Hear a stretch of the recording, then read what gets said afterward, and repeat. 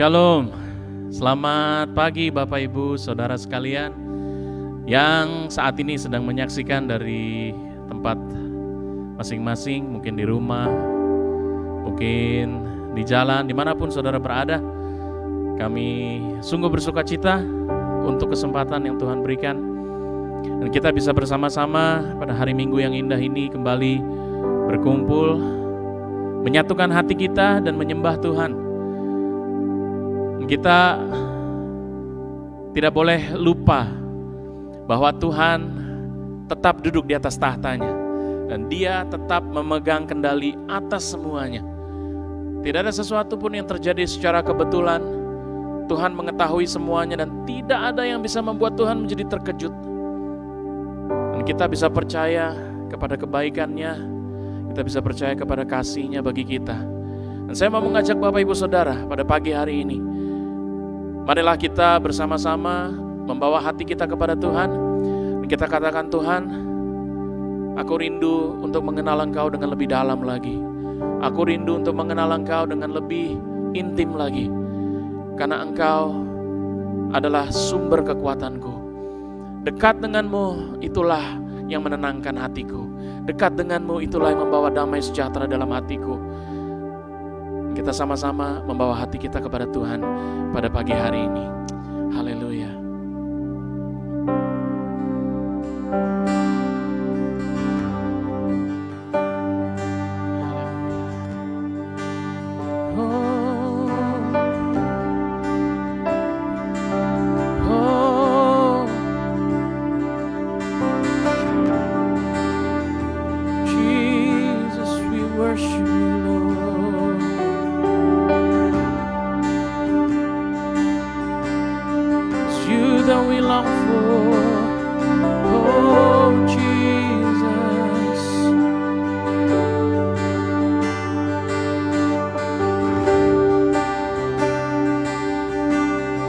Bawa kami Tuhan masuk dalam hadirat-Mu.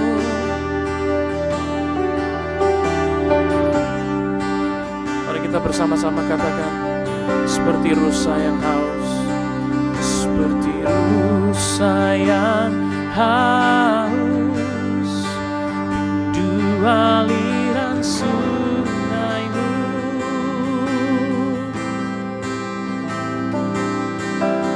Hatiku tak tahan menunggu. Oh, bagai tanah gersang, bagai tanah gersang, nanti datangnya hujan. Ingat kami pada pagi hari ini. Begitupun jiwaku, Tuhan, hanya Engkau pribadi yang mengenal hatiku. Tiada yang darimu, seluruh isi hatiku Kau tahu, dan bawaku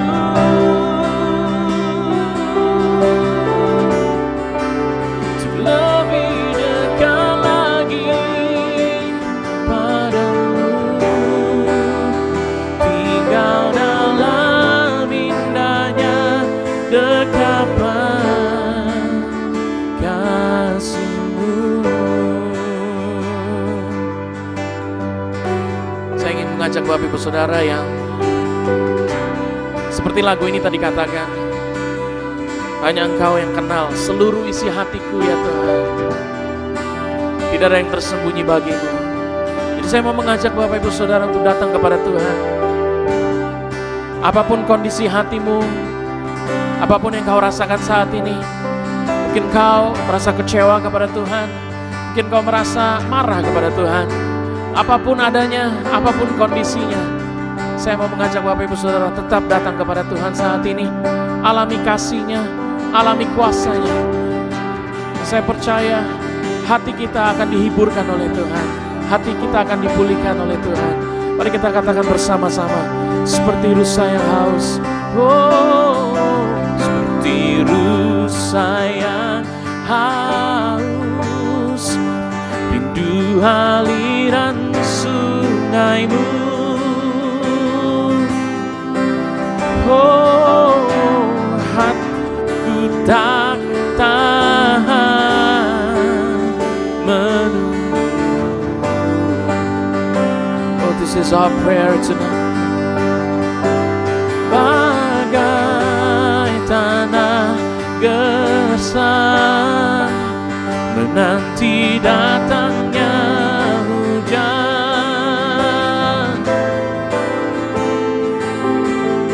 begitupun jiwaku Tuhan. Katakan dengan segenap hati kita, oh hanya Engkau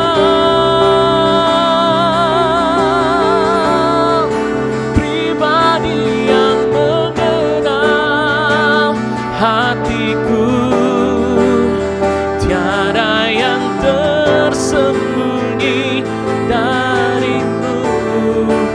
Seluruh isi hatiku Kau tahu, dan bawaku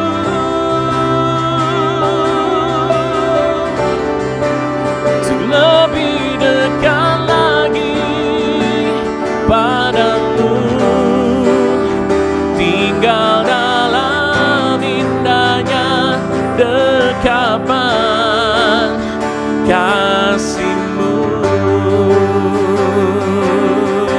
Oh, hanya Engkau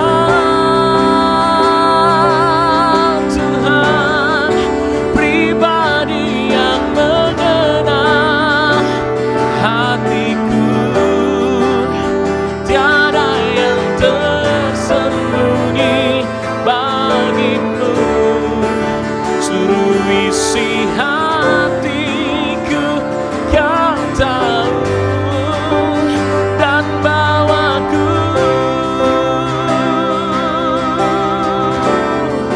untuk lebih dekat lagi padamu.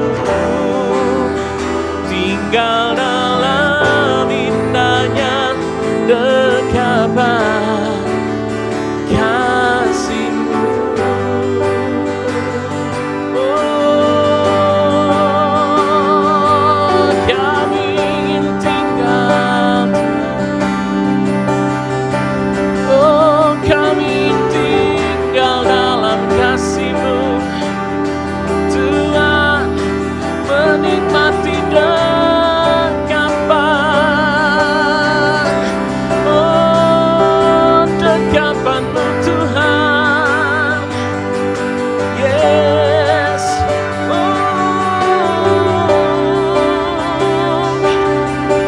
closer and closer to You, Lord. Sweet long for, that is what we long for. Jesus, to know Your heart, to know Your heart.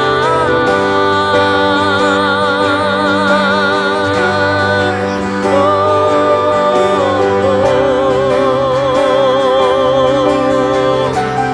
sha-la-la-la-ma-si-re-re-ana.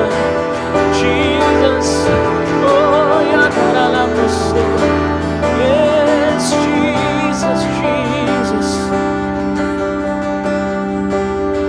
Hanya Engkau, pribadi yang mengenal hatiku, tiada yang tersembunyi darimu. Seluruh isi hatiku Kau tahu, dan bawaku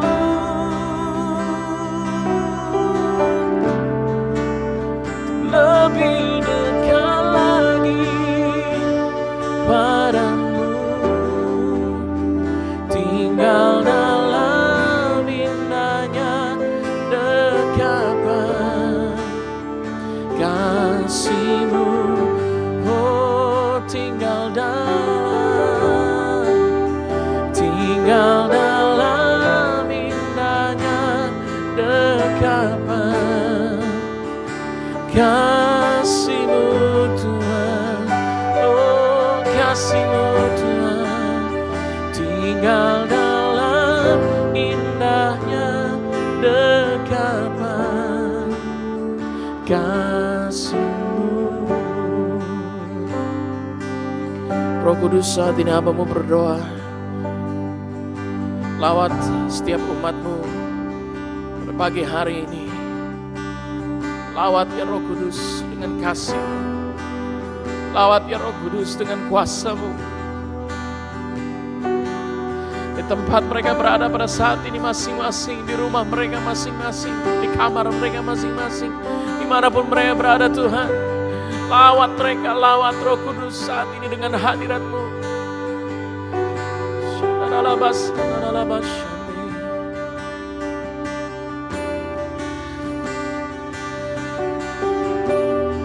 Hiburkan yang sedang bersedih ya Tuhan, yang sedang susah hatinya, hiburkan Tuhan.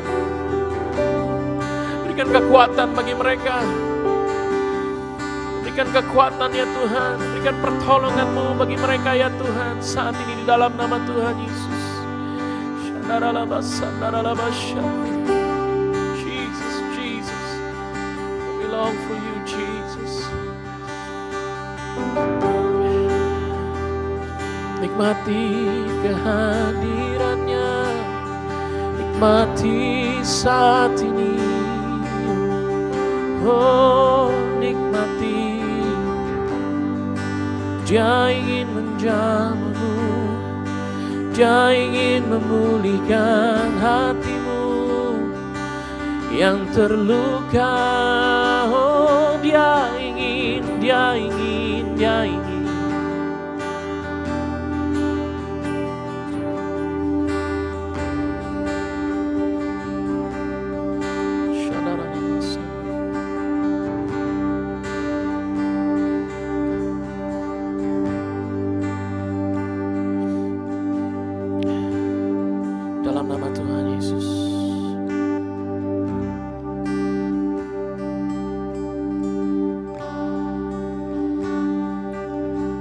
Buka hati kami. Kami ingin mendengar apa yang Kau mau sampaikan kepada kami pada pagi hari ini. Biar firman-Mu berbicara khusus ke dalam hati kami, menyampaikan setiap isi hati-Mu, keinginan-Mu, kehendak-Mu bagi kami. Kami berdoa, kami serahkan diri kami buka hati kami lebar-lebar di dalam nama Tuhan Yesus Kristus, Tuhan dan Juru Selamat kami yang hidup. Kami sudah berdoa, kami serahkan waktu selanjutnya ke dalam tangan-Mu. Roh Kudus teruslah bekerja. Di dalam nama Tuhan Yesus Kristus kami berdoa. Haleluya. Amin. Amin.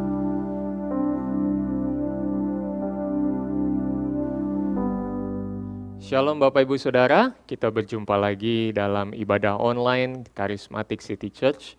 Dan hari ini kita masih dalam suasana Paskah, melihat apa yang terjadi sesudah kebangkitan Tuhan Yesus Kristus, dan melanjutkan apa yang sudah disampaikan oleh Pastor Swandoko dari minggu yang lalu. Kita akan melihat juga dari Yohanes pasal 21, apa yang Tuhan Yesus lakukan bagi mereka. Dan di dalam khotbah pada pagi ini, saya ingin menyampaikan satu judul, yaitu Bangkit dan Ikutilah Dia.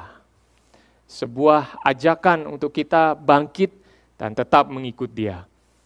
Bapak Ibu Saudara, pernahkah Anda mengalami kegagalan? Di dalam kehidupan kita, tentu kita pernah merasakan kegagalan. Atau mungkin saat-saat ini Anda sedang merasakan kegagalan. Dan ada satu murid yang hendak disorot di dalam Injil Yohanes ini, yang akan kita bicarakan, yaitu seorang yang bernama Petrus. Petrus, apa yang dia alami, apa yang dia rasakan pada waktu dia berjumpa dengan Yesus, setelah dia dengan para murid yang lain, mereka menangkap ikan, berusaha menangkap ikan sepanjang malam, tapi mereka tidak mendapat apa-apa. Dan ketika keesokan harinya, mereka berjumpa dengan Yesus. Yesus sempat memerintahkan mereka untuk menebarkan jala mereka dan akhirnya mereka menangkap ikan. Dan salah satu murid itu berkata, "Itu Tuhan." Dan di situ apa yang terjadi di dalam kehidupan mereka adalah mereka mengalami perjumpaan pribadi lepas pribadi bersama dengan Tuhan secara langsung. Dan ketika para murid berjumpa dengan Yesus, di situ Petrus yang paling banyak disoroti. Dan di dalam Yohanes pasal 21 ayat 15 sampai dengan 19, kita akan melihat bagaimana Petrus dapat keluar dari perasaan gagal yang dia hadapi. Dan kita akan baca bersama-sama Yohanes pasal 21 ayat 15 sampai dengan ayat yang ke-19. Sesudah sarapan, Yesus berkata kepada Simon Petrus, "Simon anak Yohanes, apakah engkau mengasihi aku lebih daripada mereka ini?" Jawab Petrus kepadanya, "Benar Tuhan, engkau tahu bahwa aku mengasihi engkau." Kata Yesus kepadanya, "Gembalakanlah domba-dombaku." Kata Yesus pula kepadanya untuk kedua kalinya, "Simon anak Yohanes, apakah engkau mengasihi aku?" Jawab Petrus kepadanya, "Benar Tuhan, engkau tahu bahwa aku mengasihi engkau." Kata Yesus kepadanya, "Gembalakanlah domba-dombaku." Kata Yesus kepadanya untuk ketiga kalinya, "Simon anak Yohanes, apakah engkau mengasihi aku?" Maka sedih hati Petrus karena Yesus berkata untuk ketiga kalinya, "Apakah engkau mengasihi aku?" Dan ia berkata kepadanya, "Tuhan, engkau tahu segala sesuatu. Engkau tahu bahwa aku mengasihi engkau." Kata Yesus kepadanya, "Gembalakanlah domba-dombaku. Aku berkata kepadamu, sesungguhnya ketika engkau masih muda, engkau mengikat pinggangmu sendiri dan engkau berjalan kemana saja kau kehendaki. Tetapi jika engkau sudah menjadi tua, engkau akan mengulurkan tanganmu dan orang lain akan mengikat engkau dan membawa engkau ke tempat yang tidak kau kehendaki." Dan hal ini dikatakannya untuk menyatakan bagaimana Petrus akan mati dan memuliakan Allah. Sesudah mengatakan demikian, ia berkata kepada Petrus, "Ikutlah aku." Dalam kisah ini, Petrus gagal untuk mempertahankan komitmennya dan kesetiaannya kepada Yesus. Kita lihat apa yang terjadi di dalam Yohanes pasal 13 ayat 37. Di situ Petrus menyatakan dengan jelas kepada Yesus di hadapan semua para murid yang lain. Dia katakan, "Aku akan memberikan nyawaku bagimu." Sebuah bold statement, pernyataan yang begitu berani dia tunjukkan. Sebuah pernyataan kasih yang tidak tanggung-tanggung, dia katakan, "Aku akan memberikan nyawaku bagimu."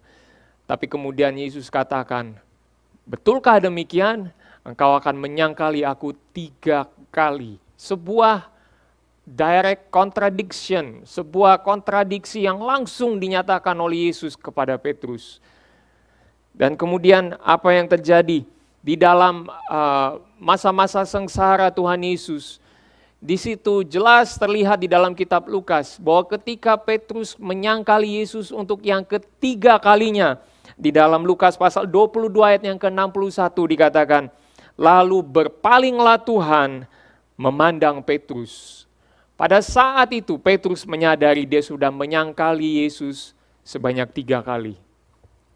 Disinilah Petrus kemudian merasa gagal untuk mempertahankan komitmennya di hadapan Tuhan. Mempertahankan kejujuran dia untuk mengikut Tuhan. Dia gagal. Dan dia meninggalkan panggilannya sebagai penjala manusia. Dia kembali menjadi penjala ikan. Kesulitan yang kita hadapi saat-saat ini menguji kita dalam segala aspek. Apakah kita tetap percaya kepada Yesus, tetap setia mengikut Dia sekalipun di dalam kesulitan hidup kita? Ataukah justru pada saat-saat seperti ini kita merasa kecewa kepada Tuhan karena setiap doa yang kita panjatkan seolah-olah tidak dijawab oleh Tuhan? Mungkinkah kita bisa mempertahankan perilaku hidup yang bersih di tengah keadaan keuangan yang semakin menipis? Ataukah kita mulai kecewa terhadap Tuhan? Kita katakan, "Tuhan, yang penting aku bisa makan." Tindakan pelanggaran hukum pun dilakukan.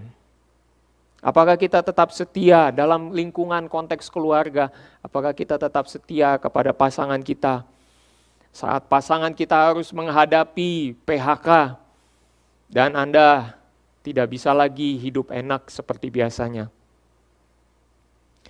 Anda mulai merasa gagal mempertahankan komitmen di hadapan Tuhan. Anda mulai merasa gagal, Anda mulai melarikan diri dari tugas dan tanggung jawab Anda karena sudah putus asa dengan keadaan pada saat ini. Kalau Anda merasa demikian, Anda sedang dalam perahu yang sama dengan Petrus. Dia gagal, dia merasa kecewa, dan dia merasa putus asa. Di tengah kegagalan Petrus, Yesus hadir bagi Petrus. Kehadiran Yesus tidak langsung mengubah begitu saja kegagalan menjadi sukses dalam seketika, kekecewaan menjadi kebahagiaan, keputusasaan menjadi pengharapan yang baru. Tidak langsung demikian.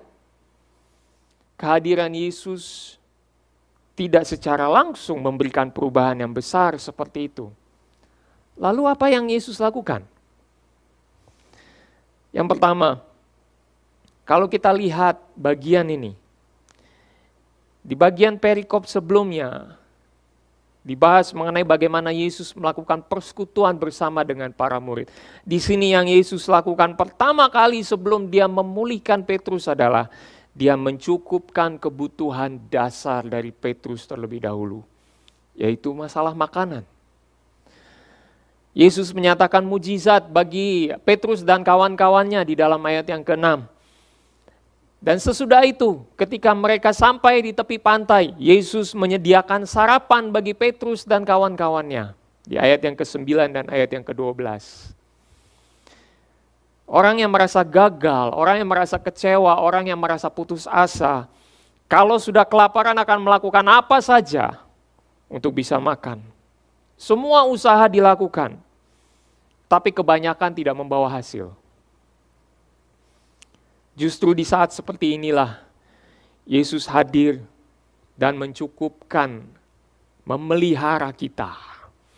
Dialah Tuhan yang memelihara kita. Matius pasal yang ke-6 ayat 26 katakan, lihatlah burung-burung di udara yang tidak menabur, tidak menuai, tapi hidup mereka dipelihara oleh Tuhan. Bukankah hidup kita ini jauh lebih berharga daripada burung-burung itu? Sebuah pertanyaan dari Tuhan Yesus ditujukan kepada kita. Untuk kita mengingat kembali bahwa Tuhanlah yang memelihara kehidupan kita. Tuhanlah yang memelihara kita sampai saat ini, sampai detik ini. Dan kalau kita pikirkan apakah kita bisa cukup untuk bisa melalui ini semua, akal sehat kita pasti tidak akan bisa mengatakan itu cukup. Tetapi saat kita percaya kepada Tuhan yang selalu memelihara kita, maka kita menyadari setiap berkat itu datangnya dari Tuhan, karena Tuhanlah yang memelihara kita. Ketika Anda menyadari itu, maka Anda akan melihat pemeliharaan Tuhan itu sungguh sempurna bagi Anda. Itu yang Yesus lakukan pertama kalinya. Dari mana kita bisa melihat pertolongan Tuhan seperti ini? Sampai sekarang kita masih melihat ada lembaga-lembaga, ada orang-orang yang memberikan sembako secara gratis. Itu bisa kita lihat sebagai perpanjangan tangan Tuhan untuk menolong. Sebuah jawaban dari Tuhan bagi kita yang membutuhkan. Biarlah kita melihat ini sebagai satu bukti yang nyata bahwa Tuhanlah yang mencukupkan kita. Tuhan memelihara hidup kita. Yang kedua yang Yesus lakukan, Yesus bertanya tentang kasih Petrus kepadanya, kepada Tuhan. Kegagalan Petrus berakar dari komitmennya kepada Yesus. Komitmen yang dia ucapkan pada waktu itu di hadapan para murid bisa dikatakan sebagai satu komitmen yang dibuat untuk menunjukkan satu kesalehan di depan banyak orang. Dikatakan sebagai satu komitmen untuk membuat seolah-olah dia lebih daripada yang lain. Dan di sini Yesus mengambil waktu bersama dengan Petrus mempertanyakan kembali komitmennya. Bapak Ibu Saudara, tidak ada jalan lain bagi seseorang untuk dipulihkan semangatnya kecuali dia dipertanyakan kembali komitmennya. Tidak ada jalan lain.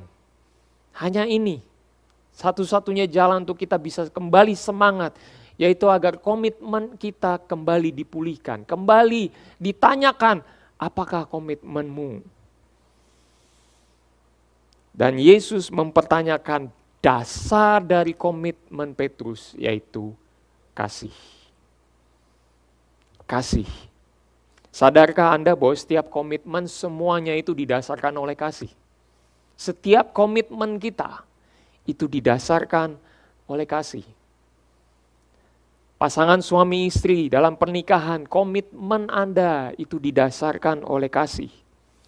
Dalam keluarga, komitmen Anda untuk di dalam keluarga Anda tetap menjalin kasih, itu semua dasarnya kasih. Menjaga keutuhan di dalam keluarga itu didasarkan oleh kasih. Komitmen dalam pekerjaan Anda tetap tekun bekerja, Anda giat bekerja. Sebenarnya juga didasari oleh kasih. Seperti apa kasih ini? Maksudnya apa? Kasih yang dimaksud di sini adalah menjadi saluran kasih Tuhan. Anda di dalam pernikahan Anda menjadi saluran kasih bagi pasangan Anda. Anda di dalam keluarga Anda menjadi saluran kasih bagi anggota keluarga Anda. Kasih Tuhan disalurkan melalui diri Anda kepada anggota keluarga Anda. Di dalam pekerjaan, Anda menjadi saluran kasih Tuhan kepada sesama Anda, kepada atasan Anda, kepada bawahan Anda, kepada rekan kerja Anda. Anda menjadi saluran kasih. Itulah komitmen kita sebenarnya di hadapan Tuhan. Bahwa kita ada di dunia ini, kita sebagai anak-anak Tuhan, kita menjadi saluran dari kasih Tuhan kepada sesama kita. Dan seperti aliran sungai, kasih itu pasti bermuara dari satu tempat. Dan muaranya adalah kasih kita kepada Tuhan. Kalau kita tetap mengasihi Tuhan, maka sekalipun ada badai di dalam pernikahan, kita akan tetap setia. Kalau kita tetap mengasihi Tuhan, sekalipun ada badai di dalam keluarga kita, ada kemelut di dalam keluarga kita akan tetap bertahan. Kita akan tetap menjalin hubungan keluarga yang baik. Sekalipun ada badai dalam pekerjaan, kalau kita tetap mengasihi Tuhan, maka kita akan tetap tekun berusaha. Dalam cerita ini, Yesus bertanya kepada Petrus sampai 3 kali. Ini ada kaitan erat dengan penyangkalan Petrus sebanyak 3 kali di hadapan Tuhan. Dan perlu kita lihat bahwa Yesus bertanya tanpa menuduh, tanpa menyalahkan Petrus. Kamu sudah menyangkali aku 3 kali. Tidak, Yesus tidak lakukan itu. Dan ketika Yesus bertanya untuk yang ketiga kalinya, Petrus menjadi sedih. Mengapa dia menjadi sedih? Kalau kita perhatikan dalam terjemahan asli bahasa Yunaninya, ini adalah satu kisah yang amat menyayat hati. Saya kalimatkan untuk kita bisa memahami dengan lebih jelas. Pada waktu Yesus bertanya kepada Petrus, apakah engkau mengasihi aku? Ini adalah satu pengingat kepada Petrus. Kamu sudah berkata satu komitmen yang jelas, kau akan memberikan nyawamu bagiku. Itu seolah-olah kasihnya Petrus sampai pada tahap sekian. Tetapi jawaban Petrus adalah, ya Tuhan, aku mengasihimu. Jawaban Petrus adalah, ya Tuhan, aku sudah gagal. Aku hanya bisa mengasihimu sampai di sini. Kemudian Yesus bertanya untuk yang kedua kalinya, Petrus, apakah engkau mengasihi aku? Masih dalam takaran yang sama. Tapi kemudian Petrus jawab, ya Tuhan, engkau tahu bahwa aku mengasihimu. Engkau tahu aku pernah gagal mempertahankan komitmenku di hadapan Engkau. Aku hanya bisa mengasihimu sampai di sini. Dan kali yang ketiga Yesus bertanya, Petrus, apakah engkau mengasihi aku? Yesus bertanya yang ketiga kalinya, sampai kepada tahap di mana, oke, kalau hanya sampai segitu, apakah engkau betul-betul tulus mengasihi aku? Disitulah hati Petrus begitu sedih. Karena dia dihadapkan dengan satu kenyataan. Ya, dia tidak bisa mengasihi Yesus seperti waktu dulu. Seperti bergebu-gebu mengasihi Yesus. Tapi kali ini dia hanya bisa sampai di tahap itu. Karena kegagalannya. Dan di situ dia katakan, Tuhan, Engkau tahu segalanya. Engkau tahu, aku hanya bisa mengasihimu sampai di sini. Tapi di sini ada satu ketulusan yang timbul dari hati Petrus. Ya Tuhan, aku mengasihimu. Di dalam takaran yang seperti ini pun, aku mengasihimu. Ketika Anda mengalami kegagalan dalam komitmen Anda, baik dalam pribadi Anda, dalam pernikahan Anda, keluarga Anda, di dalam pekerjaan Anda. Komitmen ini kembali dipertanyakan kepada Anda. Apakah engkau mengasihi Tuhan? Apakah engkau mengasihi aku, kata Tuhan. Kalau dari pertanyaan ini membuat Anda tersadar, merasa sedih, terpukul, menyadari bahwa Anda pernah mengecewakan Tuhan. Anda pernah mengecewakan Tuhan karena apa yang Anda sudah ucapkan, komitmen yang Anda sudah ucapkan di hadapan Tuhan. Anda gagal memenuhi itu. Ini saatnya untuk kita datang kepada Tuhan, memohon ampun dari Tuhan. Dan katakan, Tuhan ampunilah aku. Aku mau kembali mengasihimu. Aku mau tetap mengasihimu. 3 hal yang Yesus lakukan. Yesus mencukupkan kebutuhan dasar Petrus. Yesus bertanya, sampai di mana kasih Petrus kepadanya? Dan yang ketiga, Yesus mengembalikan Petrus kepada panggilannya. 3 kali Yesus berkata, gembalakanlah domba-dombaku. Ini adalah suatu pertanda yang jelas bahwa Yesus sedang mengembalikan tugas kepada Petrus. Tugas penggembalaan diberikan kepada Petrus. Sampai 3 kali Yesus menyatakan kalimat ini. Artinya dalam setiap kadar yang tadi saya sempat tunjukkan, kadar kasih yang Petrus sempat ucapkan, pada setiap standar itu, Yesus tetap memberikan panggilan ini kepada dia. Artinya ini adalah satu seruan yang sama berulang-ulang. Bangkitlah dari kegagalanmu, bangkitlah dari kegagalanmu. Dan pada kali yang ketiga, Yesus berkata, gembalakanlah domba-dombaku.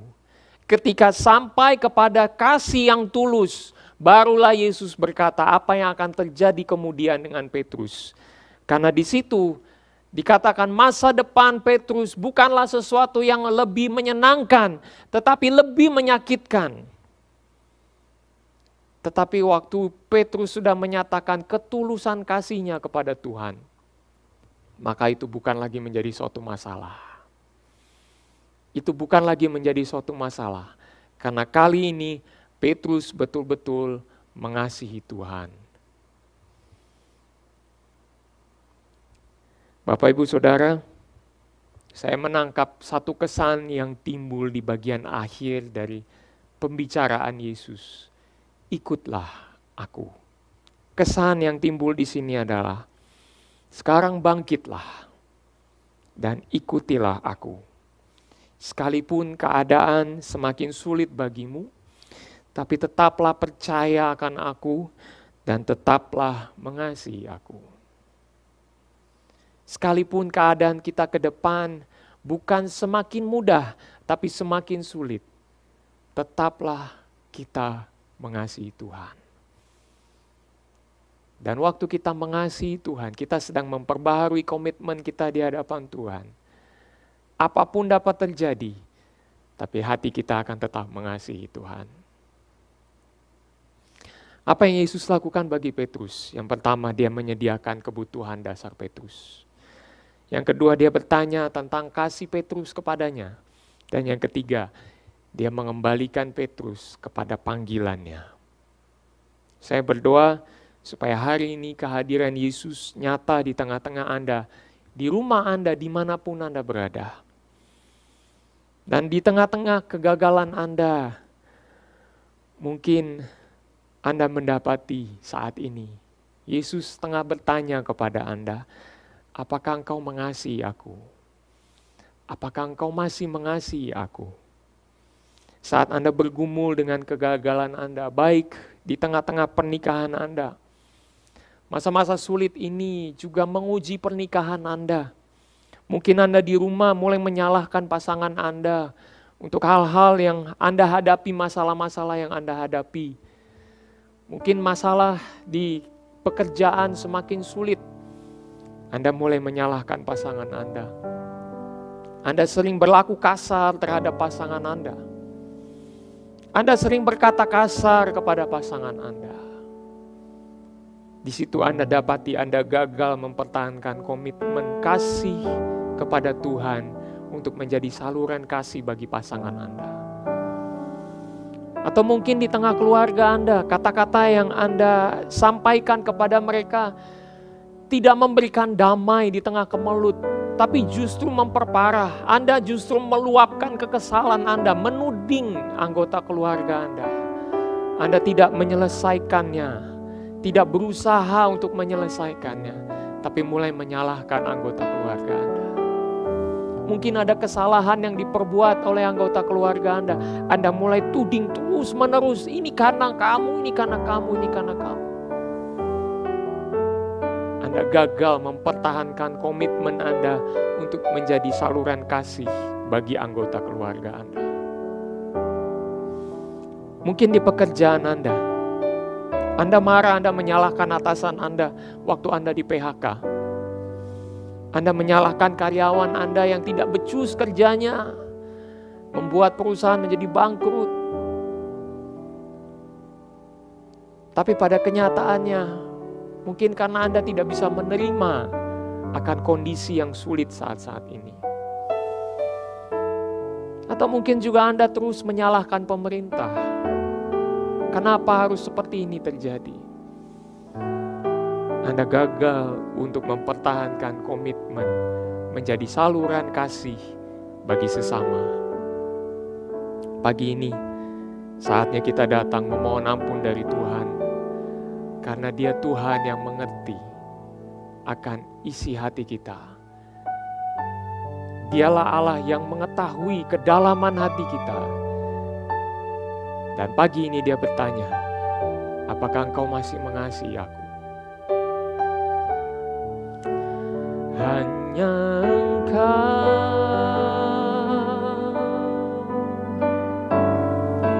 pribadi yang mengenal hatiku,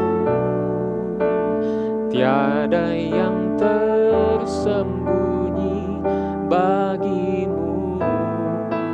Seluruh isi hatiku Kau tahu, dan bawaku